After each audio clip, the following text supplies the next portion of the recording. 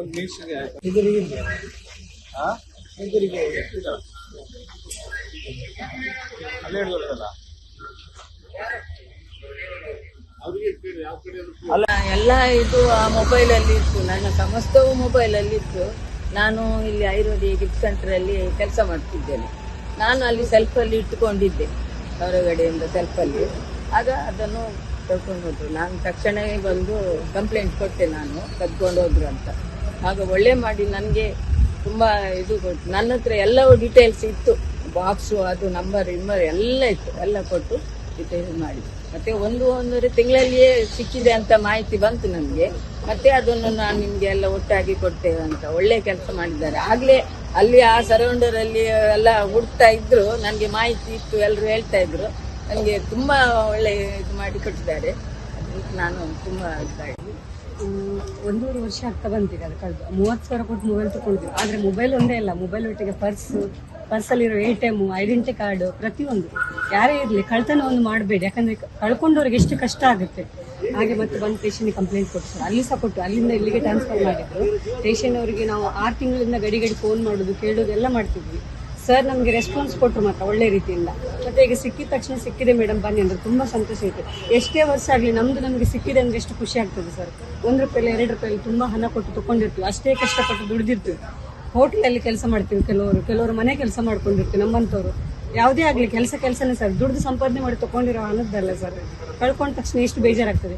ಕದಿಯವರಿಗೆ ನಾನು ಹೇಳೋದು, ಕದಿಬೇಡಿ, ಬೇಡ, ಒಳ್ಳೇದಲ್ಲ ಅಲ್ಲ ಸರ್. ಅದು ಕಳ್ಕೊಂಡವ್ರಿಗೆ ಸಹ ತುಂಬ ಕಷ್ಟ ಆಗುತ್ತೆ. ಇಷ್ಟೇ ಸರ್ ನಾನು ಹೇಳೋದು.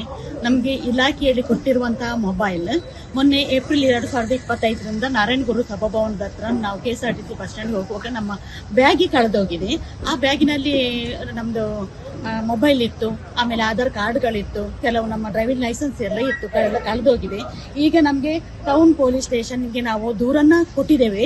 ಇದರ ಬಗ್ಗೆ ಈ ದೂರಿನ ಪ್ರತಿಯನ್ನು ನಮ್ಮ ಇಲಾಖೆಗೆ ಕೂಡ ಕೊಟ್ಟಿದ್ದೇವೆ.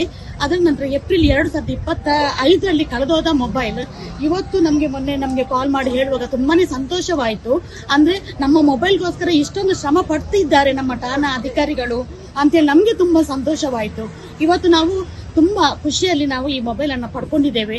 ಅಷ್ಟೇ ಕಷ್ಟಪಟ್ಟಿದ್ದಾರೆ ಅವರಿಗೆ ನಮ್ಮ ಇಲಾಖಾ ಪರವಾಗಿ ಮತ್ತೆ ನಮ್ಮ ಅಂಗನವಾಡಿ ಕೇಂದ್ರದ ಪರವಾಗಿ ತುಂಬ ಇದರ ಕೃತಜ್ಞತೆಯನ್ನು ಸಲ್ಲಿಸುತ್ತೇನೆ. ಈಗ ನೀವು ಕಳೆದಂತ ಮೊಬೈಲ್ಗಳನ್ನ ಆಗ್ಲೇ ನಮ್ಮ ನಗರ ಠಾಣೆಯಿಂದ ನೀವು ಪಡ್ಕೊಂಡಿದ್ರಿ.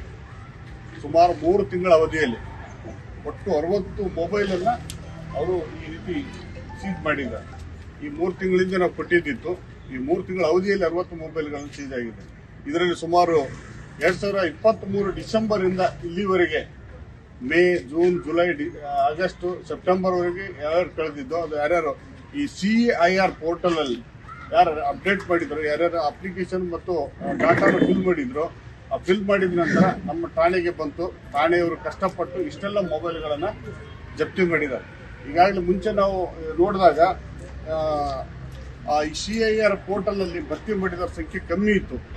ಈ ಸಲ ನಾವು ನೋಡಿದಾಗ ಸುಮಾರು 60 ಜನ ಅದರಲ್ಲಿ ಫಿಲ್ ಮಾಡಿದ್ದಾರೆ. ತಮ್ಮ ಡಾಟಾಗಳನ್ನು, ಯಾವುದು ಮೊಬೈಲ್ ಕಳೆದಿದೆ ಮೊಬೈಲ್ ಡಾಟಾಗಳನ್ನು ಮತ್ತು ಕೇಳಿದ ಮಾಹಿತಿಯನ್ನು ಫಿಲ್ ಮಾಡಿದ್ರಿಂದ ಪತ್ತೆ ಮಾಡಲಿಕ್ಕೆ ಸಾಧ್ಯ ಇದೆ. ಹಾಗಾಗಿ ಪಬ್ಲಿಕ್ ಯಾರು ಕೂಡ ತಮ್ಮ ಮೊಬೈಲ್ಗಳನ್ನು ಕಳೆದುಕೊಂಡ ತಕ್ಷಣ ಪ್ಯಾನಿಕ್ ಆಗದೆ, ಅದು ಅಸಹಾಯಕತೆಗೆ ಒಳಗಾಗದೆ, ಈ ರೀತಿಯಾಗಿ CIR ಅಂತ ಒಂದು ಇದು ಪೋರ್ಟಲ್ ಇದೆ. ಆ ಪೋರ್ಟಲ್ನಲ್ಲಿ ಮಾಹಿತಿಯನ್ನು ಭರ್ತಿ ಮಾಡಿದರೆ ಸಾಕು, ಆ ಸಂಬಂಧಪಟ್ಟ ಠಾಣೆಗೆ ಆ ಮಾಹಿತಿ ಬರೋದು. ನಂತರ ಠಾಣೆಯವರು ಅದರ ಬಗ್ಗೆ ಟ್ರ್ಯಾಕ್ ಮಾಡ್ಕೊಂಡು ಹೋಗಿ ಎಲ್ಲಿ ಮೊಬೈಲ್ ಯೂಸ್ ಆಗುತ್ತೋ ಅದನ್ನ ಪತ್ತೆ ಮಾಡಿ ಆ ಮೊಬೈಲ್ ಅನ್ನು ತಂದಿಡ್ತಾರೆ. ತಂದಿಟ್ಟ ನಂತರ ಯಾರಿಗೆ ಸೇರಿದ್ದ ಮೊಬೈಲು ಅವರಿಗೆ ಮಾಹಿತಿ ನೀಡ್ತಾರೆ. ಈ ರೀತಿಯಾಗಿ ಸಾರ್ವಜನಿಕರಿಗೆ ಮೊಬೈಲ್ಗಳನ್ನು ಹಿಂದಿರುಗಿಸ್ತಕ್ಕಂಥ ಒಂದು ಪ್ರಕ್ರಿಯೆ ನಮ್ಮ ಠಾಣೆಯಲ್ಲಿ ಈಗಾಗಲೇ 1 ವರ್ಷದಿಂದ ನಾವು ಮಾಡ್ಕೊಂಡು ಬಂದಿದ್ದೀವಿ. ಈ ಸಲ ಅತಿ ಹೆಚ್ಚು ಅಂದರೆ 60 ಮೊಬೈಲ್ಗಳನ್ನು ನಾವು ವಾಪಸ್ ಮರಳಿಸ್ತಾ ಇದ್ದೀವಿ. ಅದರಲ್ಲಿ ತಾವೆಲ್ಲನೂ ಪಡ್ಕೊಂಡಿದ್ರಿ. ಈ ಕಾರ್ಯಕ್ಕೆ ಶ್ರಮ ವಹಿಸಿರ್ತಕ್ಕಂಥ ನಮ್ಮೆಲ್ಲ ಸಿಬ್ಬಂದಿಗಳಿಗೆ ಈ ಸಂದರ್ಭದಲ್ಲಿ ನಾನು ಧನ್ಯವಾದಗಳನ್ನು ಅರ್ಪಿಸ್ತೀನಿ.